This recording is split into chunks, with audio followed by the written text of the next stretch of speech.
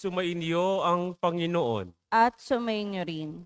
Ang mabuting balita ng Panginoon ayon kay San Juan. Papuri sa iyo, Panginoon. Malapit na ang Pasko ng mga Hudyo, kaya't pumunta si Jesus sa Jerusalem. Nakita niya sa templo ang mga nagtitinda ng mga baka, tupa at kalapati at ang mga namamalit ng salapi. Kumuha siya ng lubid at ginawa iyong panghagupit. At ipinagtabuyan niyang palabas ang mga nagtitinda, pati na ang mga baka at tupa. Isinabog niya ang salapi ng mga namamalit ng pera at ipinagtataob ang kanilang mga mesa. Pinagsabihan niya ang mga nagtitinda ng kalapati, "Alisin niyo rito ang mga yan. Huwag ninyong gawing palengke ang bahay ng aking ama." Naalala ng kanyang mga alagad ang sinasabi sa kasulatan, "Ang malasakit ko sa iyong bahay ang tutupok sa akin." Dahil dito'y tinanong siya ng mga pinuno ng Hudyo, "Anong himala ang maipapakita mo upang patunayang may karapatan kang gawin ito?" Sumagot si Jesus, "Gibain ninyo ang templong ito at sa loob ng 3 araw ay muli kong itong itatayo." Sinabi ng mga Hudyo, 46 na taong ginawa ang templong ito at itatayo mo sa loob lamang ng 3 araw? Ngunit ang templong tinutukoy ni Jesus ay ang kanyang katawan. Kaya't nang siya'y muling nabuhay, naalala ng kanyang mga alagad ang sinabi niyang ito. At sila'y naniwala sa kasulatan at sa sinabi ni Jesus. Ang mabuting balita ng Panginoon. Pinupuri ka namin, Panginoong Heso Kristo.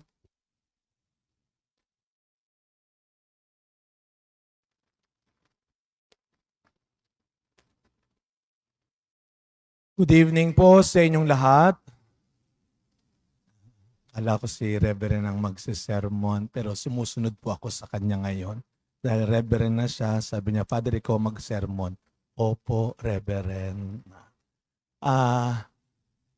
Tayo po ngayon ay nasa palapit na ng palapit ho sa napakasasayang mga araw sa ating taon. No? Parang ang ganda-ganda rin pong isipin na bago tapusin ng Diyos ang bawat taon, ipinagdiriwang natin ang kanyang kapanganakan. Alam mo natin na pag sinabing Pasko, marami mang problema, napapangiti tayo. Siguro ang gandang paalala sa ating lahat yun na, at the end of the day, God can always make us happy.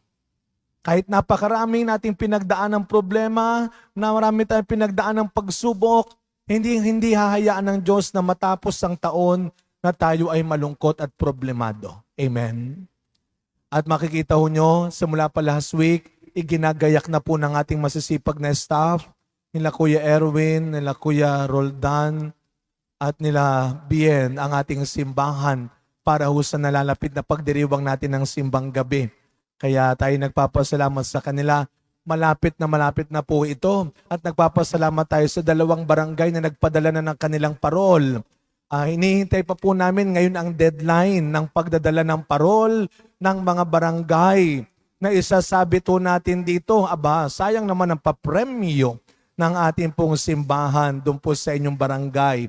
May 2 barangay na. Ang ganda ho Ang ganda, di ba? Napalakpakan nga po natin yung 2 barangay na nagpadala na para ma-pressure yung mga hindi pa nagpapadala ng kanilang parol. Ayan po ang ating pong i-decor dito para sa nalalapit na pagsisindi ng ating Christmas decor sa Sabado. At salamat po sa mga bumili na rin po ng parol para sa ating pong giant Christmas tree. May good news.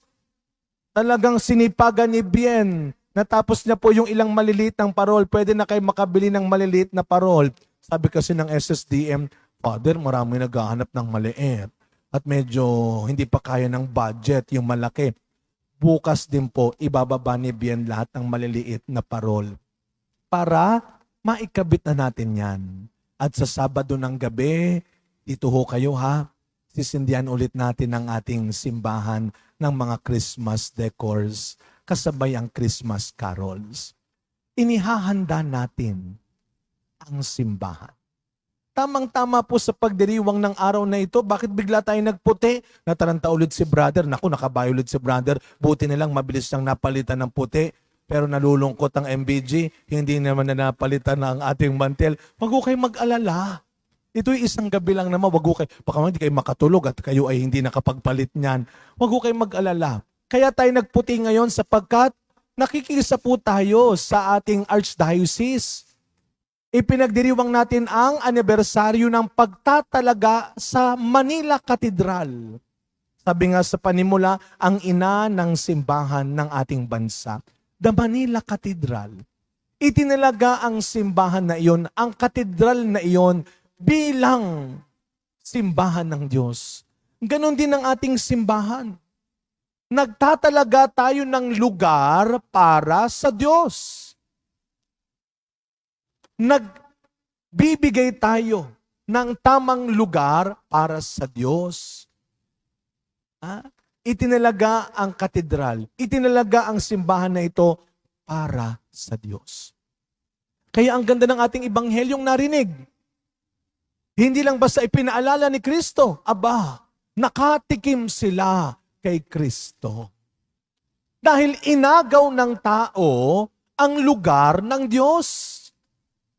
Inagaw ng tao ang lugar para sa Diyos, ang templo. Kaya ipinagtataob niya ang mga lamesa ng mga nagtitinda. Ang mga kalapati, ang mga hayop na kinakalakal ay kanyang pinalaya. At anong sabi niya? Huwag niyong gawing palengke ang bahay ng aking ama. Nag-uumapoy daw ang kanyang kalooban. Kumbaga sa panahon natin ngayon, nag-init ang ulo ni Kristo. Nasaktan din siya. At aminin natin sa panahon natin ngayon, lahat tayo guilty kung minsan. Sa ating mga Pilipino, ngayong panahon ng Adbyento, tamang-tama itong pagdiriwang na ito kasi panahon ng paghahanda. Alam niyo tayong mga Pilipino, pag tayo may mga kaibigan, kaopisina, kabrother, kakilala, na biglang magsasabi sa atin, Sister, dalaw naman kami sa bahay nyo. Ano ang sagot natin kagad? Naku, wag! Maliit lang ang bahay namin. Naku, wag! Pangit ang bahay namin. Naku, wag! Madumi ang bahay. Naku, wag! Wala kaming ipapakain sa'yo. Ano pa sa tingin ninyo yung mga gustong dumalaw? Kain lang ang habol. Hindi naman namin tinanong kung bago at malaki ang bahay nyo. At ito ang katakataka. Pag sinasabi niyo, naku, wag madumi sa bahay, ba't hindi ka maglinis? Pupunta, syempre, kung may dadalaw, ihanda mo yung bahay, di ba? Bakit parang ipinaglalaban mo pa yung marumi, yung maliit, yung pangit? Ba't hindi mo ayusin?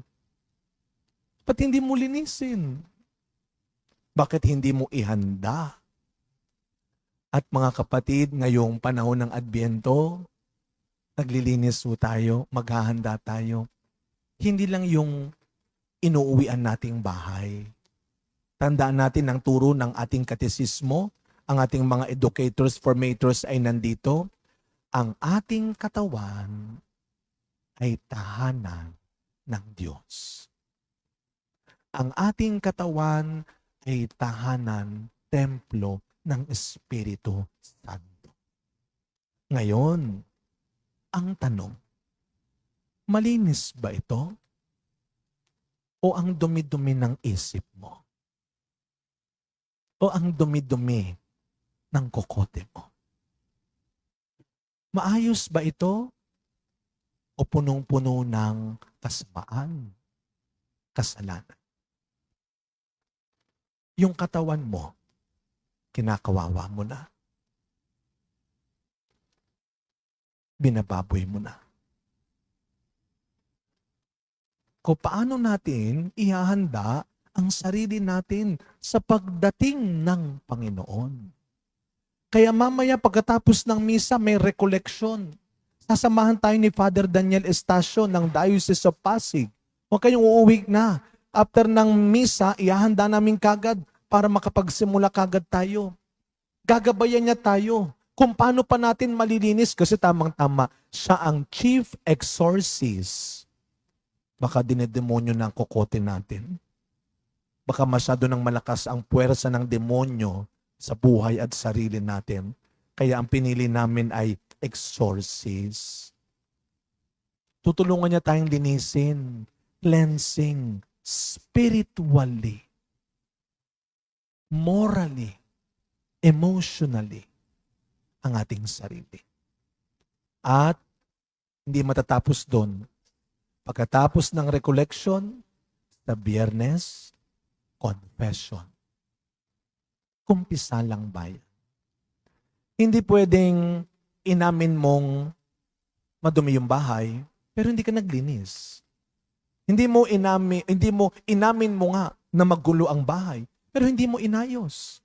Ganon din tayo. Hindi pwedeng pagkatapos ng recollection, oo nga, ako yung sinasabi ni Father na sinungaling, ako yung sinasabi ni Father na chismosa, ako yung sinasabi ni Father na mapang-asar, na mapanira.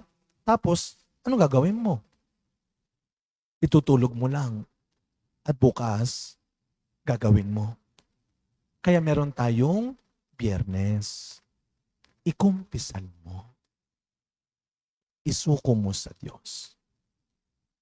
Kaya sa pagkapatuloy na misa natin, mga kapatid, sama-sama ho nating hilingin sa Panginoon na bago matapos ang taon na ito, hindi lang malilinis ang bahay ninyo.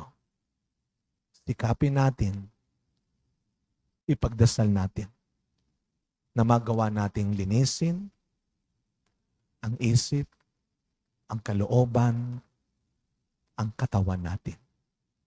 Ihanda natin ang tahanan ng Diyos para sa Diyos. Amen.